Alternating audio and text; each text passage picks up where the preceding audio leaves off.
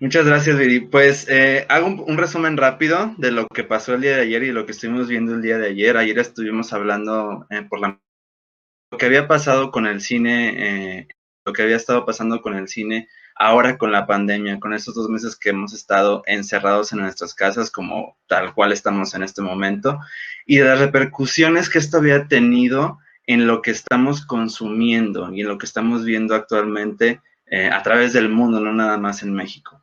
Todo esto dio una cancha libre para que las plataformas de streaming como Netflix, como Hulu, como Amazon, como todas las plataformas que tenemos a nuestro alcance, dieran un despegue hacia arriba y realmente fueran nuestro único medio reciente para poder tener acceso al cine. Ayer hablábamos un poquito acerca de cómo el regreso al cine, el regreso a la industria, tanto el cine convencional como el cine vía streaming, y cómo esto va a hacer que evolucione este tipo de narrativas. Al terminar el día de ayer, estaba yo algo que creo que es de lo más importante que tenemos que tener ya en cuenta, no nada más como espectadores, sino como cineastas o futuros cineastas por medio de estas plataformas digitales. Tenemos la gran pregunta que nos hicimos, que la voy a poner aquí en presentación para que la veamos, que es, ¿van a venir las plataformas digitales a reemplazar el cine convencional o el cine, digamos, cotidiano como lo conocemos? Es curioso pensar en esta pregunta y es curioso pensar en si definitivamente va a haber en algunos años un futuro en el cual ya no tengamos que ir a las plataformas convencionales, a Cinépolis, a Cinemex, a los cines independientes que hay alrededor de las ciudades, a ver películas de estreno o a ver cine, a consumir cine. Yo, después del análisis y después de todo lo que hemos ya visto, no nada más en la presentación del día de ayer, sino dentro del Festival Figma, que tengo el honor de producir desde hace ya 5 años, hemos estado con este planteamiento y con esta pregunta constantemente. No es que el cine vaya a reemplazarse, no es que ya no vaya a haber gente que acuda a las salas cinematográficas, sino que estamos llegando a un punto en el cual tenemos contenido en ambas partes y tenemos un contenido que se está haciendo específicamente para las salas de streaming y otro que está acaparando las cadenas cinematográficas. Entonces, yo no diría que viene a reemplazar, pero sí está siendo un competidor muy fuerte para las salas convencionales de cine y están siendo un competidor muy fuerte para las industrias que estaban acostumbradas a hacer los tratos, los convenios con las salas grandes de cine. Entonces, está surgiendo un lenguaje nuevo y está surgiendo una nueva forma de contar historias y una nueva forma de entender el mundo alrededor de estas historias. Quiero empezar un poco hablando de las narrativas para las plataformas de streaming. El día de ayer, muy, muy brevemente, platicaba con ustedes y les comentaba acerca de cómo existen ciertas narrativas que se están adueñando de las plataformas de streaming en cuestión cinematográfica y que justamente estas plataformas permiten que estas narrativas tomen fuerza. En el día de hoy, en este breve momento, les voy a hacer 3 ejemplos de narrativas que están siendo cada vez más comunes en las plataformas digitales que nos proveen cine actualmente y cuáles son los detalles de este tipo de narrativas o de nuevas formas de contar historia. En primer punto, tenemos las películas interactivas. Creo que el caso que todos vimos recientemente y el cual se hizo más popular justamente fue esta película de Bandersnatch, que fue producida por Netflix.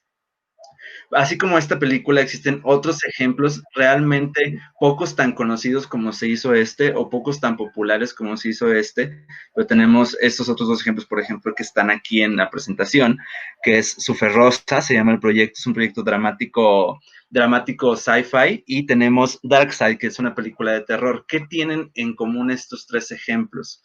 En este tipo de películas, el espectador puede decidir acerca del futuro del personaje, del futuro de las decisiones que se están tomando en la misma narrativa. Esto por medio de elementos que aparecen en pantalla, como lo podemos ver en la imagen inferior izquierda, donde te pregunta qué decisión debe tomar el personaje, ya sea un sí o un no, izquierda, derecha, salir, quedarse en la casa, depende de la historia. ¿Qué pasa con este tipo de experimentos, este tipo de narrativas no tan convencionales? El espectador elige las decisiones de los personajes y por este punto tan específico, ya no nada más es ir a ver una película o estar sentado viendo una película y esperar a que se te indique cuál va a ser el futuro, sino que tú tienes de una manera cierto poder limitado obviamente porque la narrativa de estas películas ya está hecha, aun y cuando sean diferentes las acciones que puedan suceder, hay 5, 6, 7 versiones de las diferentes escenas que van a proseguir, pero tú tienes cierto control acerca del tipo de película que vas a ver. Se acerca un poco al videojuego por el hecho de tener justamente múltiples escenas y finales, lo cual eso le da al espectador la posibilidad de que la experiencia se vuelva más individual.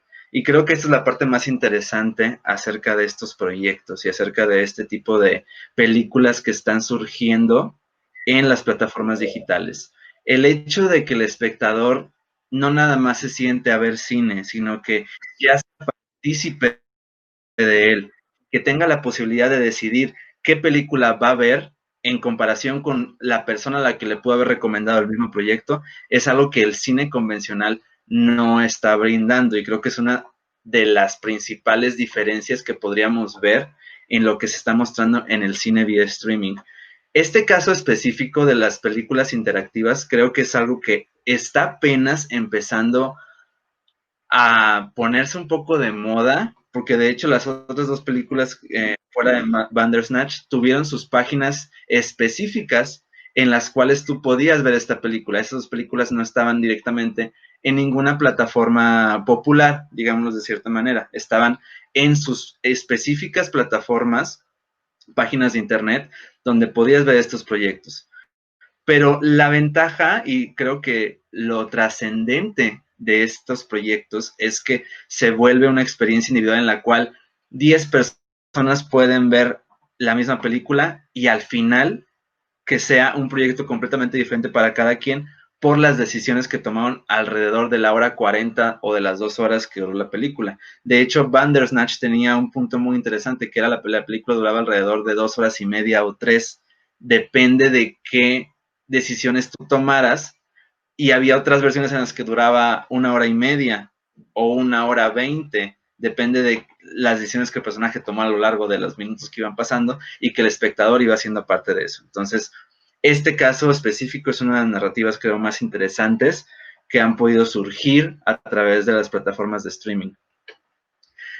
Otro punto de las narrativas en plataforma de streaming, las temáticas inclusivas y o personajes de minoría en una misma historia. Obviamente estamos viviendo en un periodo mundial en el cual la revolución acerca de quién está representado en el cine o cómo cada vez es mayor. Como les comentaba también a pequeños rasgos ayer, el cine convencional está todavía en esta evolución hacia contar historias no nada más de Estados Unidos, no nada más de Hollywood, de Bollywood, sino historias que engloben a la mayor parte de la comunidad alrededor del mundo. Algo que tiene las plataformas digitales es que llevan un poco años de ventaja, un poco más de años de ventaja en este tópico específico. ¿Qué es lo que pasa con esto y por qué como narradores podemos aprovecharnos de este tipo de proyectos? Por un lado, permiten que cualquier espectador en cualquier lado del mundo se identifique, y eso es algo que no siempre sucede con las películas convencionales que están en las salas cinematográficas. Es mayor el contenido de este tipo de películas que podemos ver en las plataformas digitales que en el cine convencional. Entonces, en esta parte tenemos muchos de este tipo de proyectos en todas las plataformas. Estoy hablando específicamente de películas, pero también obviamente aquí entran las series que están contando con este punto específico, ¿no? Entonces hace que el espectador sea más afín a la historia que se está contando y por tanto tenga un mayor éxito. Siendo temas de interés social, político, racial, histórico, se mantiene entre comillas fresco a la realidad del momento. Ahora cada vez es más rápida la información que tenemos, cada vez es más rápida la forma en la cual estamos absorbiendo información alrededor del mundo. Entonces, tenemos la cantidad suficiente de películas en las plataformas para saber que el tema del que se está hablando en esa película justamente fue algo que pasó este año en enero y lo estamos viendo en octubre, lo estamos viendo en julio. Hay una forma más eficiente de que las películas lleguen a nosotros. Y como tercer punto, se aprovechan esas historias para crear conciencia social. Muchas de las ocasiones tenemos las quejas de que en el cine convencional falta mucha representación de los temas de interés o de los temas polémicos socialmente, políticamente, o de personajes de controversia. Y las plataformas digitales hacen que proyectos como estos, que podrían ser más difíciles que lleguen al cine convencional, a las salas de cine, nos lleguen a través de esas plataformas. Entonces, estos 3 puntos en cuanto a este tipo de temas de inclusivo o personajes inclusivos hace que las plataformas digitales tengan muchísima más relevancia a nivel global para contar este tipo de historias. Y eso por el cual este filtro está siendo muy, muy beneficioso para estos narradores audiovisuales o para estos directores audiovisuales. Y como tercer punto, el uso de las redes sociales dentro de la historia.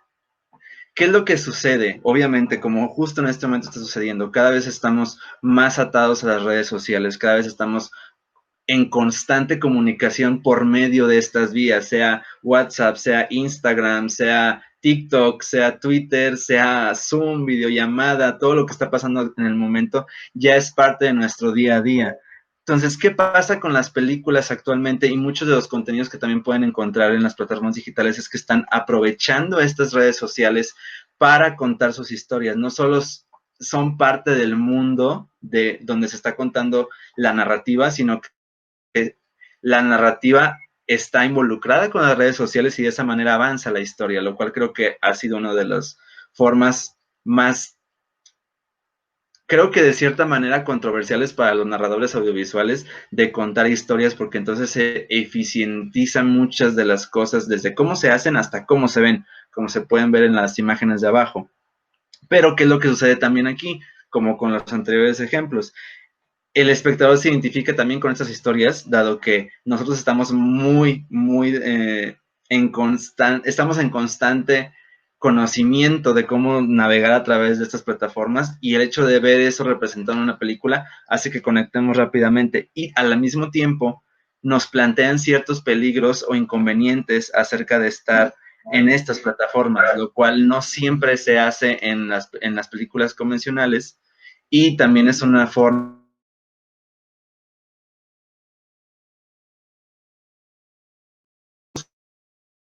como creadores, y ya lo estoy hablando esta vez un poco del lado del creador, abracemos narrativas. El hecho de que exista el cine convencional o las salas de cine y exista las plataformas de streaming, no debe verse como una lucha, no debe verse como un versus, sino al contrario, como una manera de apoyar el cine a través de festivales diferentes alrededor también ese tipo de proyectos. Figma es uno de esos festivales, el cual tengo el honor de ser parte de él. Y la verdad es que cada vez, y sobre todo con la pandemia, una evolución del doble pasó para exigir este tipo de historias y exigir ese tipo de películas que no solo sean a las que estamos acostumbrados en las salas de cine, sino que las plataformas digitales nos conocer otras partes del mundo, nos ayuden a vernos representados en una película en la cual en la misma historia un latino, un afroamericano, un estadounidense, cualquier tipo, un asiático, cualquier tipo de persona pueda estar representada en una película y uno se pueda sentir identificado con lo que está viendo en pantalla.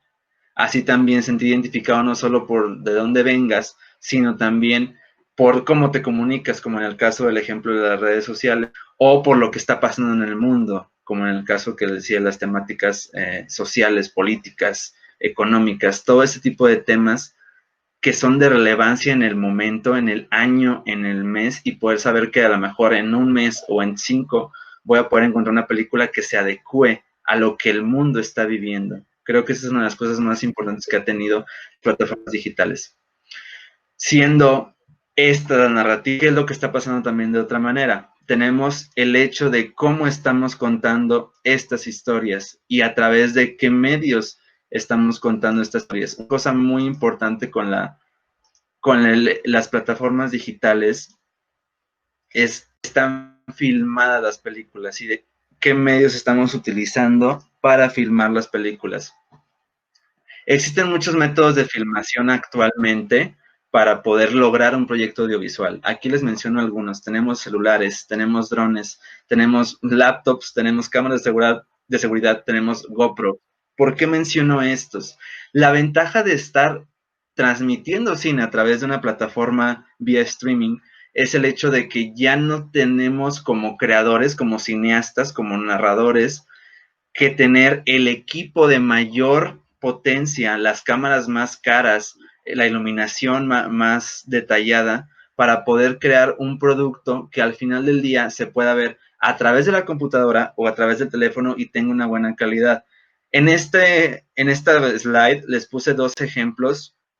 Hay muchos más, pero les puse dos ejemplos que han sido los más relevantes actualmente, que es Tangerine y Oso Polar. Oso Polar, orgullosamente mexicana. Hace 3 años la tuvimos justamente en el festival. Y son películas hechas 100% con un iPhone. Como pueden ver en las imágenes de abajo, obviamente se le adecuó al iPhone aditamentos como lentes para poder tener una mejor visión, obviamente estabilizadores, tripiés, para poder crear estas historias. Pero el hecho de que ya podamos saber que aun y cuando estas historias sean creadas con estos dispositivos, pueden llegar a ser vistas alrededor del mundo, es algo que como cineastas y como narradores se aprecia bastante. Además, y eso es un dato que es importante de recalcar, y de hecho Cuarón lo dijo justamente con el caso de Roma.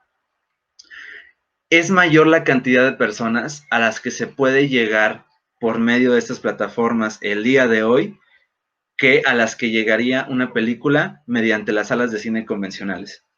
Año con año es más evidente cómo las plataformas digitales ayudan al correcto desarrollo de la cinematografía. ¿Por qué? Porque justamente tenemos una posibilidad, además que tenemos multiplataformas, porque cada vez existen más, tenemos las posibilidades de que dentro de esa misma plataforma podamos encontrar muchísimo contenido de muy buena calidad que no llegaría a las salas de cine convencional jamás, y que no llegaba hace muchos años, antes de que existieran esas plataformas. Realmente el hecho no es que hoy se haga más cine, es que ahora conocemos acerca de ese cine y sabemos cómo se hace ese cine. Entonces es importante que tengamos esto en cuenta como narradores, de que el hecho de que las plataformas digitales estén incrementando y estén dando más espacio, ayuda mucho que nosotros también podamos seguir creando y seguir creando de manera más eficaz e inclusive un poco más económica con estos medios. Y para finalizar, la distribución del streaming a través de redes sociales. La distribución y la promoción en plataformas gratuitas es algo que también ha estado ayudando mucho al cine. ¿Por qué? No nada más por el hecho de poder subir tu película a una de estas plataformas, sino porque los anuncios publicitarios con costo, digamos, mensual o semanal, son baratos relativamente. Es algo que un cineasta independiente o un cineasta que no tiene mucho presupuesto puede lograr difundir de manera práctica. La promoción por medio de influencers o youtubers es algo que también ha revolucionado mucho en el aspecto cinematográfico, porque ya no nada más dependemos de la televisión o de los medios convencionales para poder lograr que nuestro proyecto se dé a conocer. Gracias a los influencers o youtubers tenemos muchas plataformas digitales que nos están apoyando a nosotros creadores audiovisuales para poder tener este contenido arriba y lograr llegar al público, no nada más que nosotros podamos alcanzar, sino que estas mismas personas puedan alcanzar. Y como les comentaba hace rato, ¿no? La mayor posibilidad de espectadores que en una sala de cine convencional. La distribución vía streaming con las plataformas que ya todos conocemos y que ya mencioné varias veces, no es tan difícil, sobre todo si tu proyecto lo piensas desde un principio para llegar a estas plataformas. Como dije hace rato, el hecho de que estas plataformas cada vez cobren más peso y cada vez tengan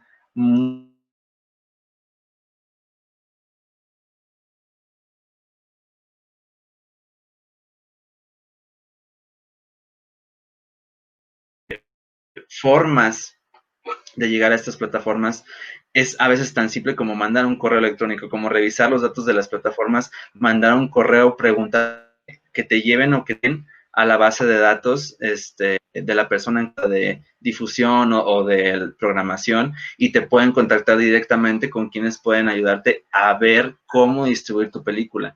Como comentaba ayer, el día de ayer, una pregunta que me hicieron de los derechos de autor y de cómo se protegen. Obviamente, al igual que con las salas de cine convencionales, hay muchos contratos que se hacen ya sea para comprar tu proyecto, compartir tu proyecto, a cuestión de porcentajes. Entonces, debemos de estar muy atentos, porque pasando la cuarentena y regresando a los cines y las salas convencionales a funcionamiento, va a haber una gran parte de la población que ya no va a regresar a los cines, que ya no va a regresar a las salas de cine. Se dio cuenta de que es más barato estar en casa, que es más práctico estar en casa, que puedes ver mucho más contenido por el precio que pagarías en una noche de cine. Entonces, justo para esas personas es para quienes debemos empezar a crear contenidos.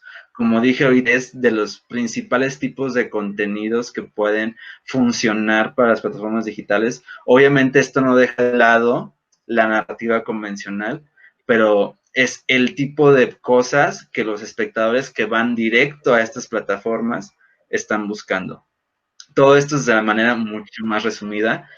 Obviamente es un tema muy extenso, pero básicamente son los puntos principales que podemos indagar de lo que va a pasar de regresar de la pandemia, ¿no? Y de cómo podemos aprovechar, en lugar de verlo como una desventaja, verlo como una ventaja y empezar a crear cine pensado directamente para estas plataformas. No sé si haya algún comentario, te doy la palabra, Viri, creo que ya Claro estás que aquí conmigo sí. otra vez. Sí, fue porque ahí tuvimos una fallita con tu audio, pero no te preocupes, te dejé continuar. Y sí, ya nada más para cerrar, o sea, tú con toda esta competencia que ya se generó,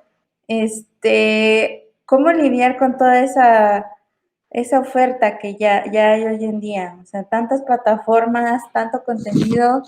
O ahora, ¿cómo crees que vaya a funcionar esto de la competencia tal cual en estas plataformas?